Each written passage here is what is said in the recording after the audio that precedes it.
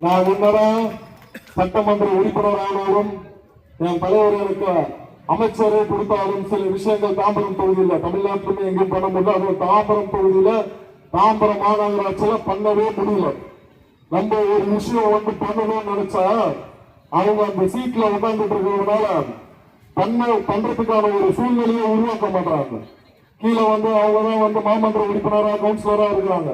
ஒரு விஷயம் உதாரணத்துக்கு ஒரு ரோடு போடணும், ஒரு கால்வாய் வந்து இப்படி இருக்கு, அதை சீரமைக்கணும், இந்த மாதிரியான சில விஷயம் இருக்கு. இந்த இடத்துல தண்ணி வர மாட்டேங்குது, இங்க ஒரு டேங்க் வைக்கணும், இந்த மாதிரி இந்த இடத்துல கரண்ட் இந்த மாதிரி இருக்கு, அந்த போஸ்ட மாத்திரம் எது பண்ணாலும் உடனே அந்த இடத்துல இருக்க கவுன்சிலர் மக்கள் நான் என்னதான் தேர்ந்தெடுத்திருக்காங்க, என்ன மீறி நீ எப்படி ஒரு வார்த்தை அதிகாரிகளை திருப்பி அனுப்புறது.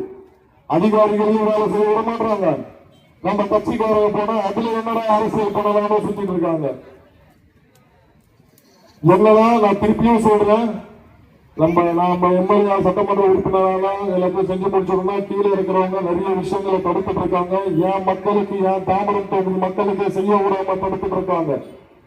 சோ அதனால இனி வரும் காலங்கள்ல வருகின்ற மாநகராட்சி தேர்தலில் அவங்களுக்கான ஒரு மிகப்பெரிய ஒரு பாடத்தை நீங்க புகுட்ட வேண்டும் என்பதை நேரத்தில் நான் உங்ககிட்ட சொல்லுகிறேன்.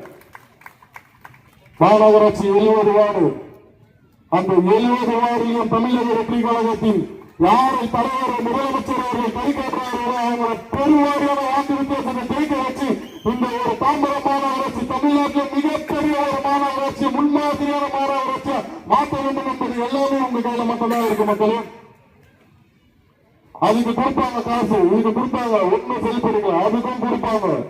கொடுத்தாங்கன்னா நம்மளோட வரி பணத்துல சம்பாதிச்ச பைசாதான். உங்களுக்கு தெரியாத ஒண்ணும் இல்ல, என்னென்ன பிசினஸ் எப்படி எப்படிலாம் பண்ணிட்டு இருக்காங்க, எவ்வளவு சம்பாதிச்சிருப்பாங்கன்றதெல்லாம் இந்த ஊரை சேர்ந்த ஊர் மக்கள் உங்களுக்கு தெரியாதது சட்டம் ஏதும் இல்லை.